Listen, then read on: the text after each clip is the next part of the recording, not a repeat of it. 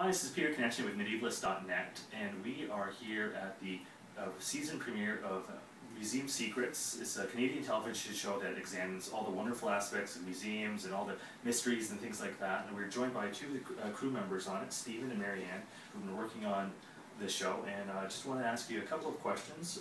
First of all, what are we to expect of season 2? Well, season 2 is longer, like more shows than season 1. It's got 8 episodes. And we go literally all over the world. Greece, Russia, Turkey, United States, Britain. I mean, we're all over the place this year, which is really fun. I think that the production values in a number of ways have gone up since season 1. The animation's really amazing. And the stories that we're dealing with are just really, really broad. I mean, if you like science, if you like history, even if you like romance stories, we sort of have it all. And we've really worked hard to try and find stories where we can go deep, to find those little things about history, these little nooks and crannies in history which people would never suspect if they were to walk into a museum and see an artifact. But we're bringing all that to life, so it's really fun. Now, you've already done the first season. What kind of differences are in with the show between this first season and this new?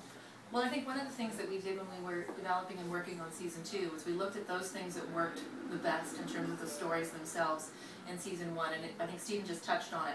One of the things that really makes a difference is you can identify those very personal, universal things that everyone can relate to, whether or not they've got an interest in the particular period of the story that you're talking about. I think for season 2 we really wanted to be able to get a very personal storytelling aspect to so many more stories, and we managed to do that, I think, in the story that the show Stephen produced, The Hermitage. We have this incredible personal story of the man, Dave Mazursky, right? Yeah. Who goes and he has this personal attachment to the tattoos. You know, I had the good fortune to talk to some people who had first-person experience in some of the things that they celebrate and talk about at the Imperial War Museum.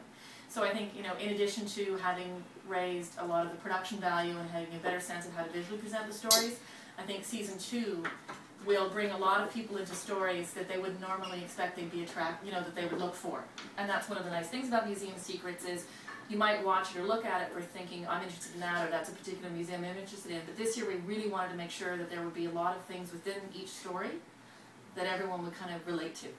And I think that's what draws you in, and I think that sort of personal element of the stories is what makes you stick around, whether it's somebody who was around 3,000 years ago or someone who's still living.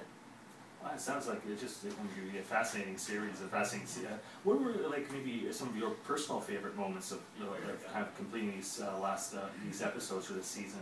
I think for me personally, sort of touching what I just spoke about, one of the things that was really wonderful for me was having the opportunity. I went over and was there when we did some of the actual scouting for the show in the Mexican Museum of Anthropology, National Museum of Anthropology in Mexico City, and also I was there for part of the shoot at the Imperial War Museum in London. And it was amazing to have the chance to stand in a couple of those places and speak to people who are so closely involved on a very intimate level with the objects and with the stories. In the case of the Imperial War Museum, I got to speak to a man who actually worked in the bunkers underground in London during the Cold War and could really give you a sense of what it was like to go through that experience as a young man, what it was like to really be afraid of the bomb, and it just, you read about it, but it's just not the same as when you're sitting there talking to somebody who personally went through that experience. And I think that's a real, it's harder and harder to do that, and to have that unique experience, being able to talk to someone personally face to face about their own experience. I found that, I was really honored actually to be able to do that with a couple of these people. And for you, Steve? I guess 2 things stand out. One was, one of the stories we do is in the American Museum of Natural History in New York.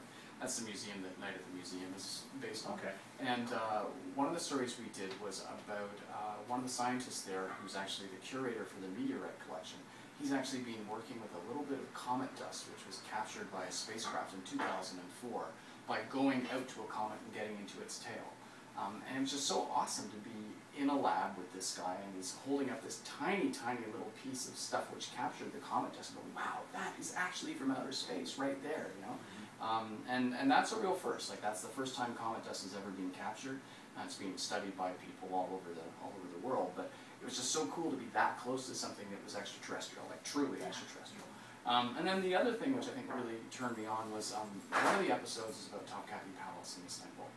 And this is one of those shows where we all realized, you know what? None of us know anything about this, because it's the palace where the Ottoman sultans kept all of their stuff and where they lived. And you know, a lot of us working on the series have gone through a lot of school, and we didn't learn anything about Muslim history, like nothing. You know, we know who Muhammad was, but after that it's all kind of a blank slate.